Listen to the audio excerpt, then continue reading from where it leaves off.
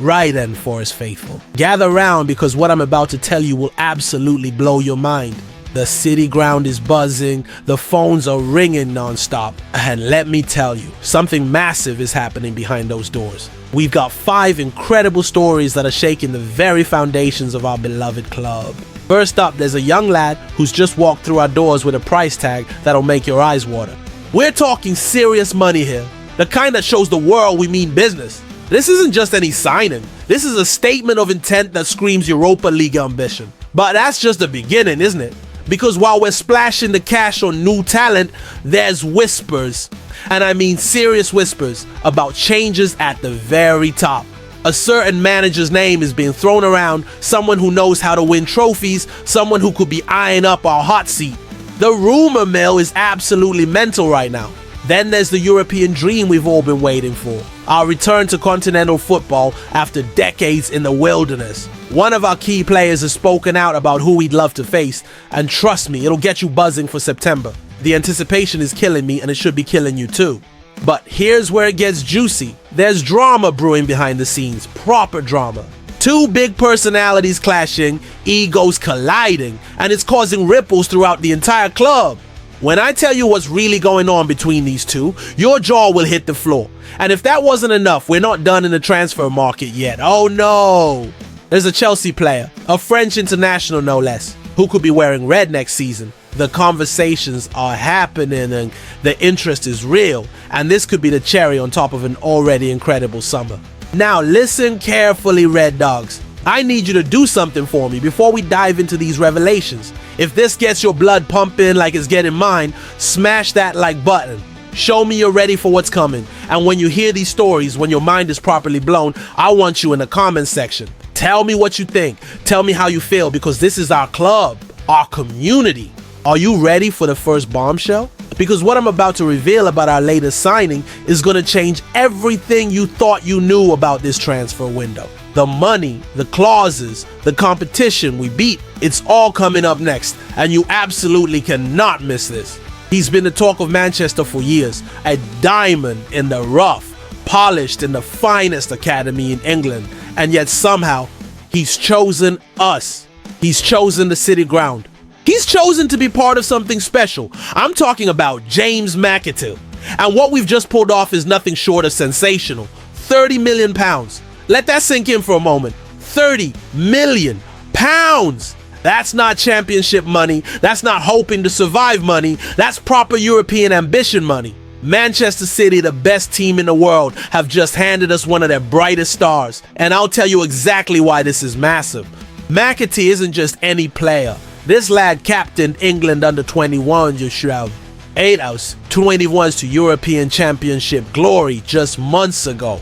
While other young players were on holiday, he was lifting trophies, making crucial passes, showing the kind of mentality that wins matches when it matters most. Pep Guardiola himself has worked with this boy, molded him, and now we've got him. But here's the tactical masterpiece. McAtee can play anywhere across the front line. Left wing, right wing, as a 10, even as a false 9 if needed. Remember how we struggled for creativity at times last season? Remember those matches where we just couldn't break teams down? Those days are finished. This signing gives Nuno options he's never had before. The numbers don't lie either. 7 goals in 27 appearances for Manchester City last season, and that was with limited game time. When you break down his minutes per goal contribution, it's frightening how effective he is. Sheffield United fans still sing his name after his loan spells there. 2 separate loans, 2 successful campaigns, and now he's ready for the biggest challenge of his career. What really gets me excited is the competition factor. We weren't the only ones chasing McAtee. Bundesliga giants were sniffing around. Other Premier League clubs were making calls, but he chose us. He looked at what we achieved last season. He saw the Europa League badge. He met with Nuno, and the gaffer convinced him that the city ground is where dreams come true. The deal structure is pure genius too. Yes, it's 30 million up front, but City have included a sell-on clause and a buyback option. That tells you everything about how highly they rate him. They don't want to lose him permanently. They're hoping we develop him into a world beater, and maybe, just maybe, they can have him back one day. But here's my favorite part of this whole story. McAtee chose to represent England at the under-21 Euros instead of joining City's club World Cup squad this summer. That shows character. That shows he backs himself to perform on the biggest stages without Pep holding his hand. That's exactly the mentality we need. So what do you think, Forest fans? Is this the signing that takes us from Europa League participants to genuine European contenders? Have we just bought ourselves the next big English superstar? Drop your thoughts in the comments, because I'm buzzing to hear what you think. This signing proves one thing: we're not messing about anymore. But if you thought McAtee was the biggest story this week, wait until you hear what's happening with our manager's future. The phone calls are happening. The conversations are taking place, and a name that'll shock you to your core is being whispered in the corridors of a City ground. Picture this: a manager who's won league titles, a tactician who's conquered Europe, a leader who knows how to handle big personalities and even bigger expectations. Now picture him walking through our doors, taking charge of our Europa League campaign and transforming us into something truly special. I'm talking about Brendan Rodgers, and the word is, he might just be our next manager. Now, before you lose your minds, let me explain what's really happening here. The tension between Nuno and ownership has reached breaking point. That press conference where Nuno admitted his relationship with Marinakis had changed. That wasn't just honesty, that was a man sending a message. The Portuguese boss knows his position is precarious, and sources close to the club are already exploring alternatives. Step forward, Brendan Rodgers, currently managing Celtic, sitting pretty in Scotland. But here's the thing, the pull of the Premier League is something special. The chance to manage a club with genuine European ambitions, with an owner who backs his managers financially, with supporters who create atmospheres that send shivers down your spine. That's tempting for any manager. Let's talk about what Rodgers would bring to the City ground. This is a man who nearly won the Premier League with Liverpool. He took Leicester City to an FA Cup triumph and consistently had them punching above their weight. His football is attractive, attacking, the kind that gets supporters off their seats and opposition defenders having nightmares. Tactically, he's miles ahead of most managers in this league. He understands how to use wide players effectively, how to create overloads in midfield, how to make his teams difficult to break down whilst remaining a constant attacking threat. Look at what he did with Celtic. Made them nearly unbeatable domestically whilst competing respectably in Europe. But here's where it gets interesting from a recruitment perspective. Rodgers has worked with some of the best players in the world. He knows what it takes to handle big-name signings, he's comfortable working with substantial transfer budgets, and he's got connections throughout European football that could transform our recruitment strategy. The Celtic connection is fascinating too. Forest have always had strong links with Scottish football, and Rodgers could tap into that market in ways we've never explored before. Young Scottish talent, experienced Premiership performers, players who understand the intensity and passion that defines both leagues. Think about our current squad under Rodgers' guidance. McAtee would thrive in his system, the wide forwards would have more freedom to drift infield, and our midfield would become more dynamic and creative. He's exactly the type of manager who could take Morgan Gibbs-White to the next level. Someone who understands how to build a team around exceptional individual talent. The Europa League factor can't be ignored either. Rodgers has managed in the Champions League, he's faced European giants and held his own. When we're drawn against teams like Roma, Atletico Madrid, or Ajax, we'd have a manager who won't be intimidated, who'll have his players properly prepared. Of course, prizing him away from Celtic won't be straightforward. He's got unfinished business in Scotland, a fan base that adores him, and the comfort of knowing he can win trophies regularly. But the Premier League, that's different. That's the challenge every manager secretly craves. What do you reckon then? Would Rodgers be the perfect fit for our European adventure? Could he be the missing piece that transforms us from hopefuls to genuine contenders? Let me know in the comments, because this story is far from over. Speaking of Europe though, one of our players has already been talking about who he'd love to face next season. The draw is coming, September is approaching, and the butterflies in my stomach are going absolutely mental. We're back in European competition for the first time since 1996, and I still can't quite believe it's real. But you know what makes it even more special? Our players are just as excited as we are. And one voice in particular has got me dreaming of magical European nights under the lights. Chris Wood has spoken, and what he said about our potential European opponents will have you planning trips across the continent already. as Roma would be one of the best sides for us to be drawn away to, Wood declared. And honestly, the confidence in that statement gives me goosebumps. This isn't a player hoping for easy draws or worrying about tough opposition. This is a striker who believes we belong on this stage, who thinks we can go to the Eternal City and cause problems. Let's talk about what makes Roma such an intriguing prospect. The Stadio Olimpico, 67,000 passionate Italian supporters, a club steeped in European history and tradition. Most teams would be terrified of that atmosphere, but Wood sees it as an opportunity. He sees it as the kind of stage where Forest players can announce themselves to the world. Think about the tactical battle that would unfold. Roma's possession-based approach against our high-intensity pressing game, their technical excellence against our physical commitment and work rate. It would be football at its purest, two completely different philosophies clashing under European spotlights. But Wood's confidence isn't misplaced, is it? Look at what we achieved last season. We spent months in the top four. We competed with Manchester City and Arsenal. We showed we can handle pressure and expectation. Why should European football be any different? The beauty of the Europa League is the variety of opponents we could face. German efficiency from Bayer Leverkusen or Eintracht Frankfurt. Spanish technical mastery from Real Sociedad or Athletic Bilbao. Dutch attacking flair from Ajax or PSV. Each potential matchup offers something different, something that would test different aspects of our game. Our home advantage at the City Ground could be absolutely crucial. 30,000 Forest fans creating an atmosphere that visitors have never experienced before. The Trent End in full voice, European flags draped across the stands, that spine-tingling feeling when the Europa League theme echoes around the stadium before kickoff. Wood understands something that maybe we're still getting used to. We're not just happy to be here. We're not making up the numbers or hoping for a decent run.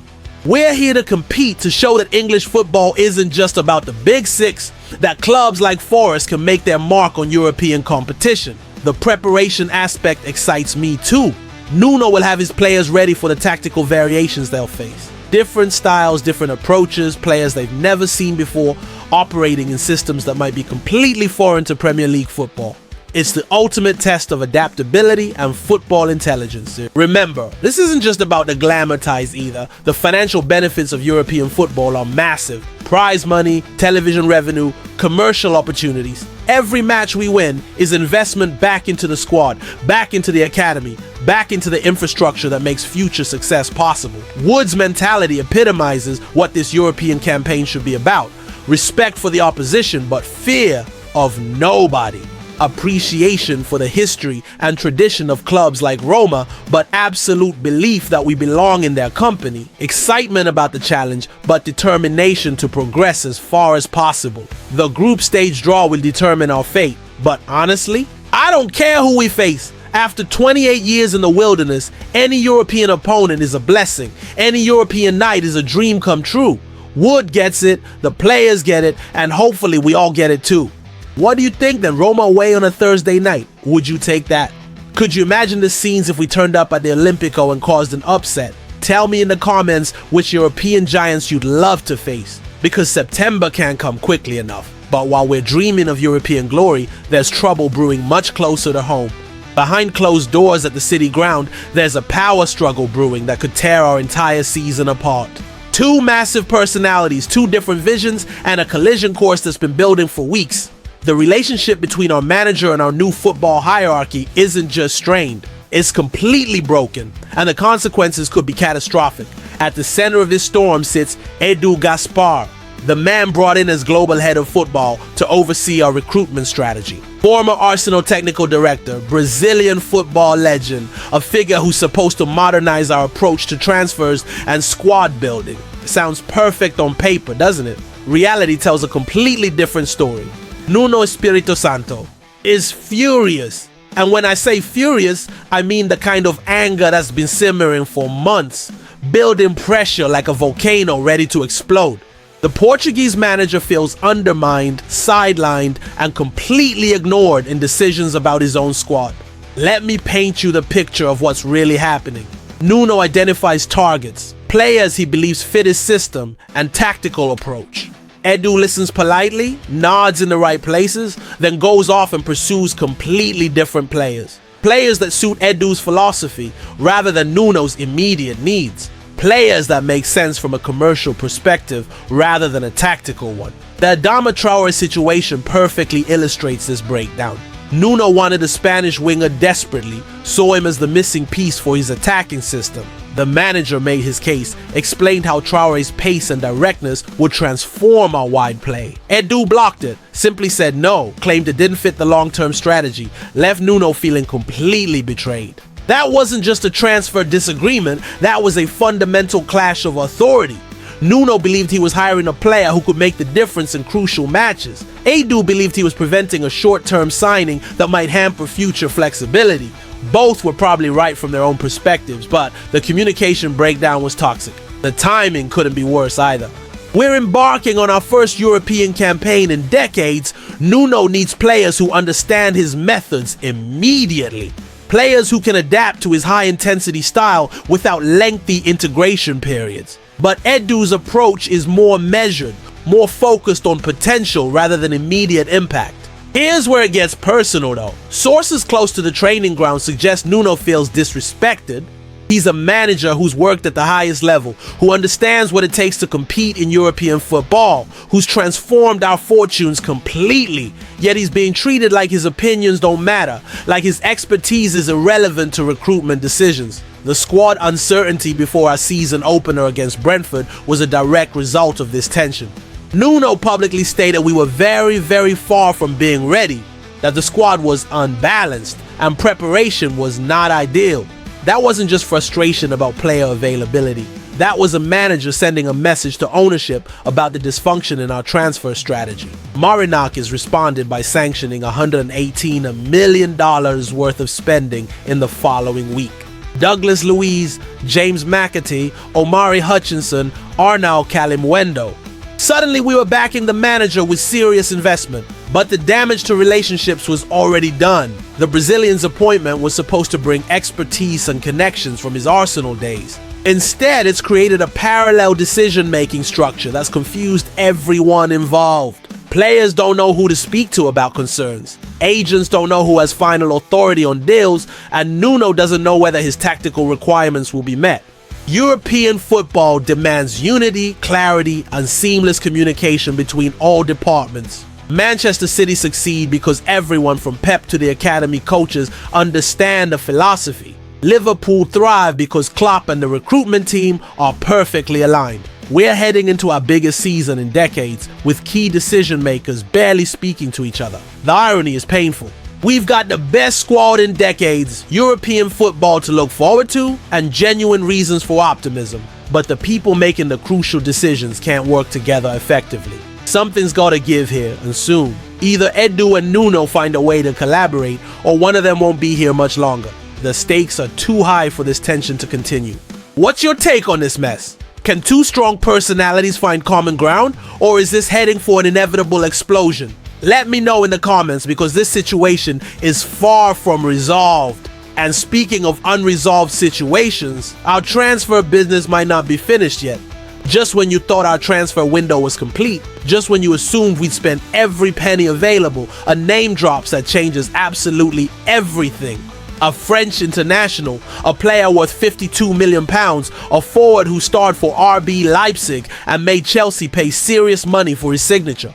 Now he's available, he's interested, and we're in the conversation. Ladies and gentlemen, meet Christopher Nkunku. And he could be wearing red by the end of this window. This isn't some tabloid nonsense or social media speculation. Journalist Simon Phillips, who's got serious connections at Stamford Bridge, reported that we've now come in with genuine interest. When established reporters start using phrases like that, you know conversations are happening behind the scenes. Let's be clear about what we're discussing here. Nkunku isn't just any Chelsea cast-off looking for a move. This is a player who absolutely destroyed the Bundesliga before his Premier League switch. 51 goal contributions in his final season with Leipzig. 51! That's the kind of output that gets you noticed by the biggest clubs in Europe. The tactical fit is absolutely mouth-watering. Nkunku's versatility is exactly what Nuno craves. He can operate as a 10, drift wide left or right, even play as a false 9 when needed. Remember those matches last season where we struggled to break down deep defenses, where we needed someone with that killer instinct in the final third. Nkunku solves those problems instantly. His Champions League pedigree is undeniable too. While we're preparing for the Europa League, we'd be signing a player who scored crucial goals against European giants. That experience, that understanding of what it takes to perform on continental stages, could be invaluable when we're facing unfamiliar opponents in hostile environments. But here's what really excites me about this potential signing. Nkunku knows the Premier League now. His first season at Chelsea was disrupted by injuries, but he still managed to show glimpses of his quality. Last season, despite limited opportunities, he contributed goals and creativity whenever called upon. He's adapted to English football. He understands the pace and physicality. The competition aspect makes this even more interesting. We're not the only club circling. Newcastle United are sniffing around. Manchester United remain interested, and Bayern Munich apparently represent his preferred destination. But here's our advantage. We can offer immediate first-team football, European competition, and a manager who'll build a system around his strengths. Think about what this signing would represent psychologically. We'd be taking a player that one of the big six couldn't properly utilize. We'd be saying to the football world that the City Ground is where talented players come to rediscover their best form.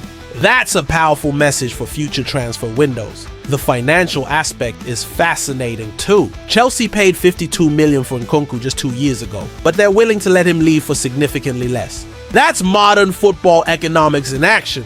They need to balance their books, we need attacking quality, and everyone benefits if the deal makes sense. Nkunku's relationship with our existing squad could be crucial. Callum Hudson-Odoi knows him from their Chelsea overlap. Ola Aina has worked with him in training. Having familiar faces can make the transition smoother and faster. When you're signing players in late August, those personal connections matter enormously. The timing couldn't be more perfect either. With European football starting soon, having a player of Nkunku's caliber available for those crucial early matches could determine our entire campaign. One moment of brilliance, one decisive finish, one creative spark. That's often the difference between progressing and elimination. His injury record at Chelsea might concern some supporters, but remember the context. He was playing in a dysfunctional system, competing with numerous other forwards for limited opportunities, dealing with the pressure of a massive transfer fee. At Forest, he'd be wanted, valued, and given the platform to show his real ability. What really gets me buzzing is imagining Nkunku combining with our other attacking talents. McAtee's creativity, Gibbs White's work rate, Hudson-Odoi's pace. Add Nkunku's clinical finishing and tactical intelligence to that mix, and we've got an attack that could frighten any defense in Europe. The window closes soon. Decisions need to be made quickly.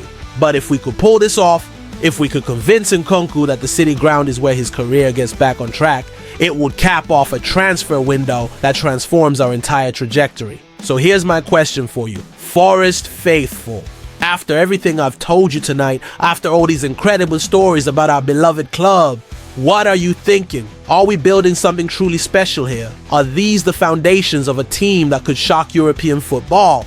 We've signed a future England star in McAtee. We might have a new manager incoming who knows how to win trophies. We're preparing for European nights that'll create memories lasting lifetimes. We're navigating internal tensions that could define our season. And we might just add a French international who could be the final piece of an incredible puzzle. Hit that like button if this gets you as excited as it gets me. Subscribe if you want to be part of this journey every step of the way. And tell me in the comments which of tonight's stories shocked you most.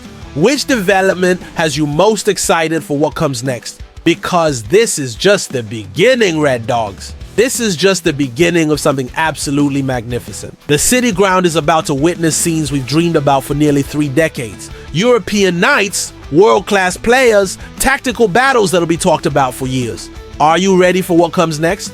Because I promise you, it's gonna be absolutely incredible.